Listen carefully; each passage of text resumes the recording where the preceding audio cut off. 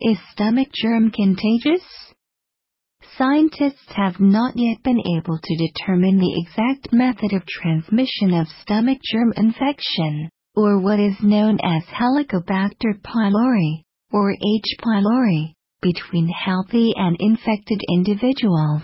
But scientists believe that the chance of infection spreads in densely populated areas, among members of the same family, and in communities in which proper health conditions are not available. 1. 2. It is also believed that most people become infected during childhood, with the possibility of infection for adults as well, in addition to the fact that parents, brothers and relatives have an important role in the transmission of infection to children. 3. 4. As for the methods known so far to transmit the infection, they may include the following. 4. Direct contact with the saliva of the infected person.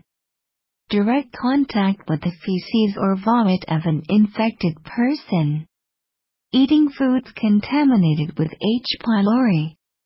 Drinking water contaminated with infection, and the risk of infection increases in this way in developing countries, as there is no interest in water treatment. 2. Lack of interest in hygiene. 2. Tips to reduce the transmission of stomach germs. To prevent stomach germ infection, but some preventive measures can be taken to reduce the risk of stomach germ infection and other various germs. And in what comes a statement of some of these procedures. 6. Avoid eating foods that are not cooked well. Avoid eating food and drinks that were not cleaned well before preparation. Avoid eating food served by people who did not wash their hands well before serving them.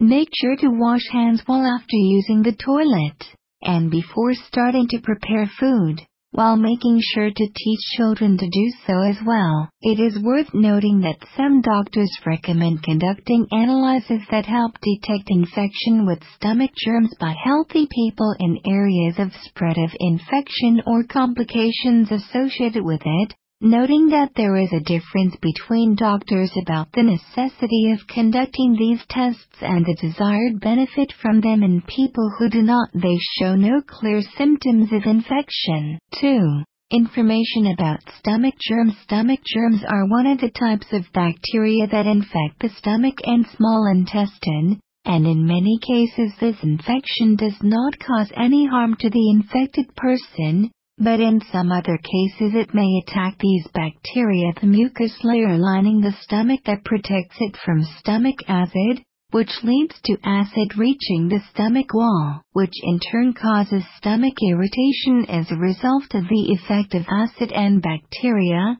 in addition to the possibility of causing ulcers, gastritis, or stomach cancer. 7. The doctor usually resorts to several analyses to diagnose the condition, including a blood and stool examination and a breath test to detect urea, and the doctor may resort to endoscopy in some cases.